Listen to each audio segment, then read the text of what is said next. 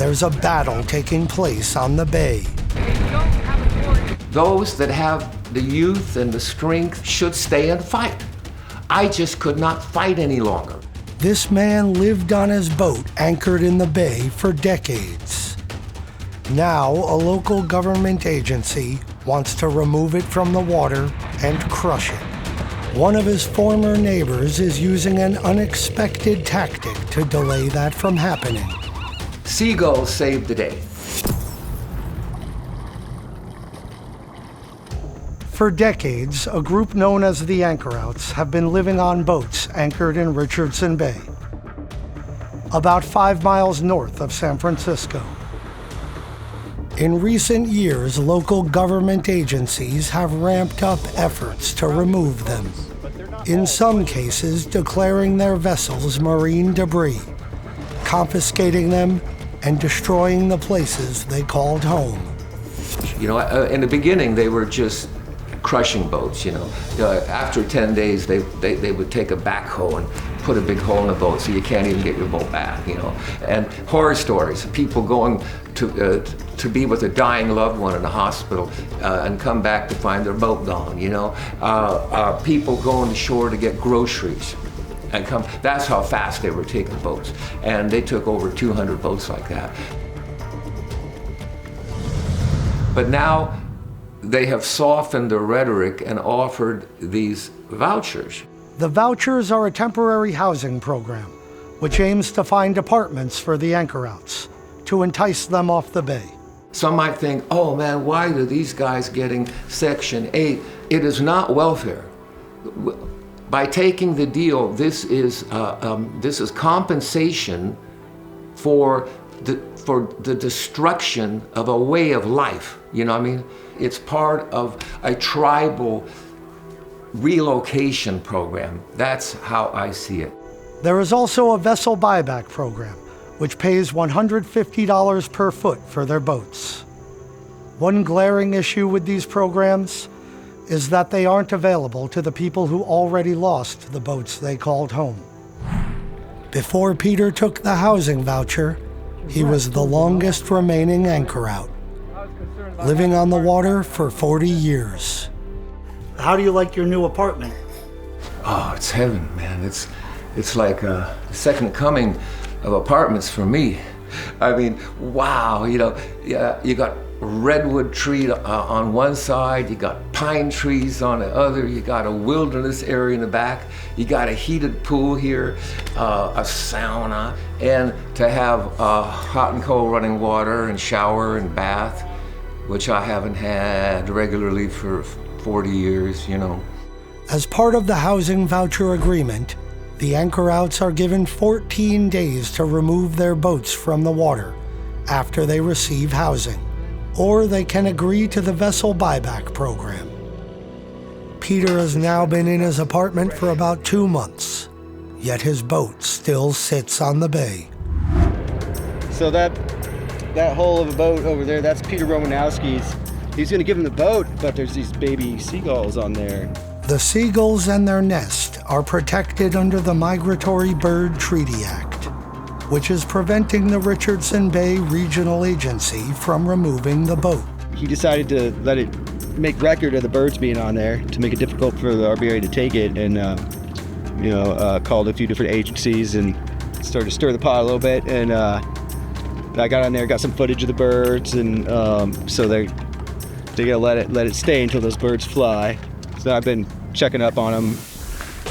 Arthur took me for a closer look at Peter's boat, which is in really rough shape and sits in stark contrast to most of the Anchorout boats I've been on, including Arthur's boat, which I was filming from as we sailed around the bay.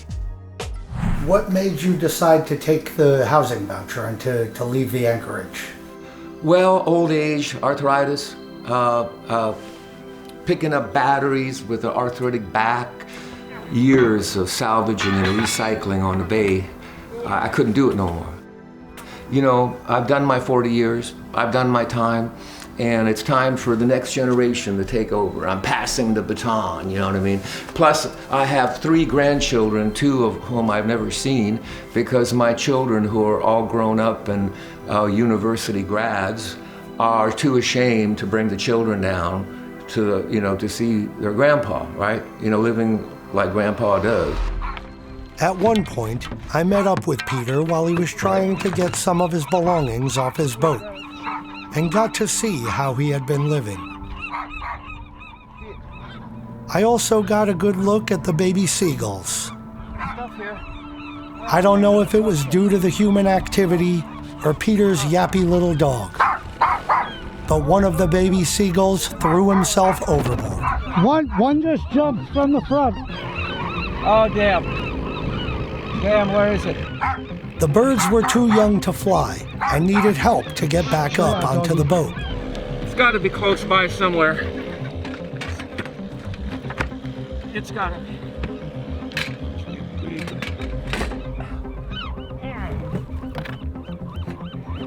Shit. Ow, man. Damn. See if you can spot it out there.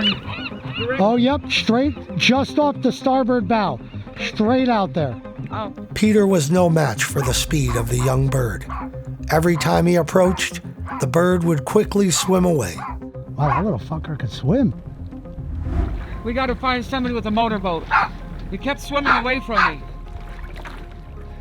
That's what boat life is like out here. It's very, very precarious. It's very precarious. Yeah, I know. It's very precarious. This is boat life, man. This is the way it really is, This is the way it really is. Peter seemed really upset by not being able to rescue the baby seagull. That hurts, man. It's like losing a family member, It's like losing a family member. Ugh. Damn. We got hold of Arthur to help get the baby seagull out of the water. When Arthur arrived, the adult seagulls swooped to attack him as he tried to corral the baby bird. The little bird swam with surprising speed and agility, but was eventually able to be rescued. He just likes to go for boat rides. Yeah, I think so.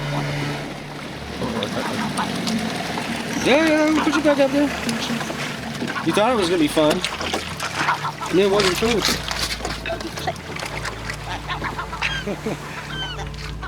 Not only did Arthur save the baby seagull, but he also ensured that Peter's boat can't be crushed for at least a little while longer, helping the effort to keep boats anchored in Richardson Bay. I gotta get off this boat. I gotta get off it. You want to get off here? Yeah. Yeah, all right. I gotta load up my skiff Yeah, all right. and get off this boat. It's too depressing. Bringing back flashbacks, Exile on a boat. About a week or two later, Arthur painted some signs on the side of Peter's boat, presumably as a way to needle the RBRA. While he was marking the boat, 2 of the 3 baby seagulls wound up in the water again. But now they had fledged and were capable of flight.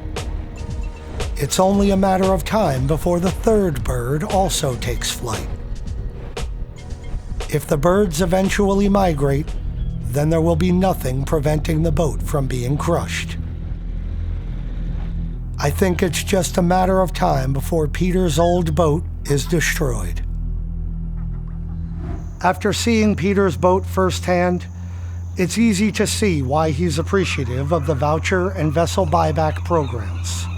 Well, yeah, mentally it was taking a toll on me, being isolated, alone. I would go through 2 years or 3 years with only having like 3 or 4 people visit, there was no incentive to keep my boat up. For Peter, the voucher and buyback programs definitely feel like the right decision. And I guess he was fortunate that his boat wasn't destroyed before these programs were implemented. I've been struggling against the tide for 40 years, and now the tide has turned.